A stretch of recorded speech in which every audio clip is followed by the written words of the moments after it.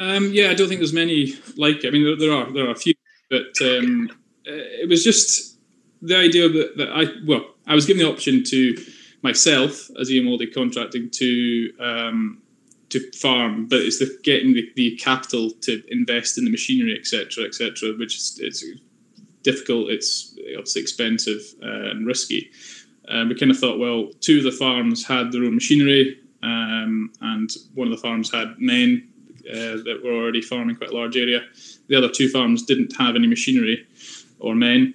So we basically thought that pool our resources together and all share the costs. It's a good way that every farm is still actively farming as well. So that's, yeah, we did a budget. We did a lot of paperwork to see if it would work. And luckily we're all kind of like-minded farmers with the kind of same end goal, very environmentally kind of minded. So it was kind of a perfect marriage, really, of everyone coming together, and it's been quite successful so far. It's there's me as manager, so I get kind of the running of the business, which is really good. It's something that I wouldn't have been able to do on a 500-acre farm, farming at this scale with the opportunities we're doing. And it's just, I think going forward, it's probably something that will potentially more people will have to do to survive. 500-acre arable farm is becoming not that viable. So joining together, sharing machinery, spreading the cost is becoming probably more and more important.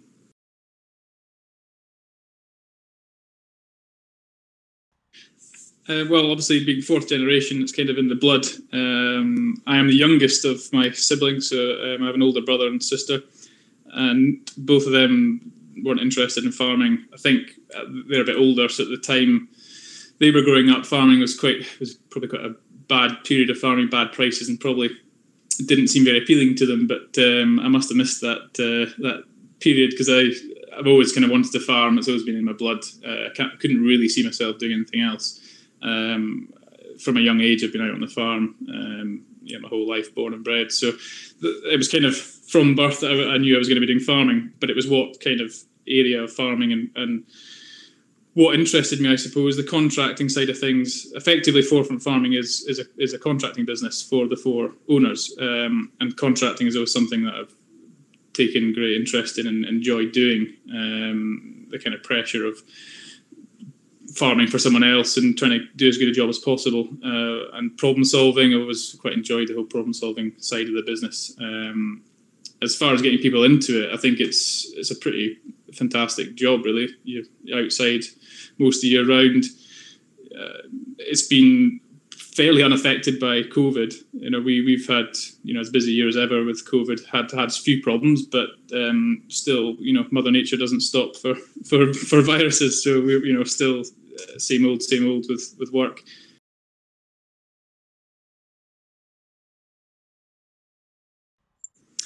I think just any opportunity you can get, take it. So I suppose I was kind of lucky that growing up on a farm and those opportunities, some of the opportunities were there. But if you're trying to get into farming, just get out there, send emails to people, say you want to get experience. Just any opportunity you get, whether it be something as in even dairy farming or any experience you can get, take it, because it'll widen your kind of experience, your knowledge of the industry, anything you can do to help that, and get involved with groups. So anything that's going to help you open up doors, opportunities to go and see different places, definitely do it. I would suggest taking a time out to go away and work away from where you currently live, so you can see different systems and how different parts of the world produce food.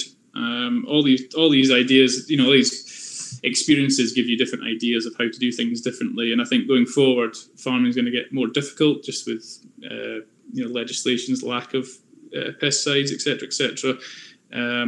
So just getting as much experience as you can, and don't be disheartened when people don't take you up on offers. Just keep at it. Just keep trying to get in the door somewhere, get experience. And networking is so important as well. Just meeting new people.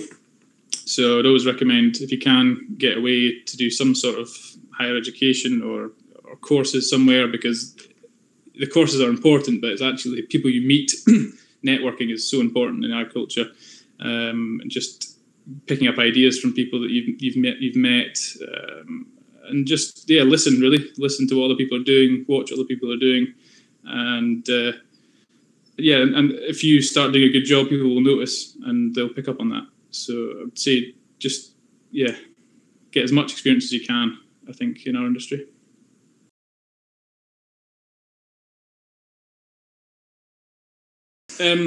Well, on the first year, we with RET, Royal Highland Education Trust, we open up to over 300 school children a year. Not last year or this year because of COVID, but for me, that's a really important thing. So basically, educating the next generation about farming, because it's something that's completely missed from the school curriculum nowadays. And we bring them on the farm and we take them to loads of different little plots on the farm. So we have ranging from Kettle Produce come and do a stand with all the fresh produce, Quaker Oats, forestry, deer management, all this stuff that shows them about what happens in the countryside and farming. And that's really important. And I really enjoyed doing that because it's great to get these many kids out, and primary school kids out, to see what goes on in the countryside. Especially these villages they're countryside villages, but they just don't have any connection with farming at all anymore. So that's a really great time of the year. We love that. It's in May normally. That's a real highlight of the year for us. I think it's really important. That's something that going forward I'd like to see more in the education system is educating people on farming and where their food comes from, because there's a real disconnect publicly from food in the supermarket and actually where it comes from. So that for me is a real personal highlight for our own farm. But a visit that I've had, I went down 2 years ago down to Ely to G's Fresh Produce as part of Leaf, and looked at that business and basically how they kind of produce their produce from seedling, growing it themselves through to harvesting it, and just seeing that size of business and how lean they are and how efficient is just a real eye opener to me. It's just such a well organised and slick business. That was a really interesting trip for me to go to. It's a huge scale. From a family farm that's built itself up to a global company was fascinating for me to see, and took quite a lot from it. Just efficiencies and not losing, once you get that kind of scale, not losing the kind of finer, the small details, and the environmental side of things as well. They do a huge amount for the environment down there, all pretty much off their own back, and that's something we pride ourselves here. We do a lot of environmental stuff, so we're part of an EEC scheme at the moment. So we grow 170 hectares of green manuring, and then we direct drill our oats and wheat into that, and the savings alone have been fuel 6 litres a hectare compared to nearly 50 conventionally.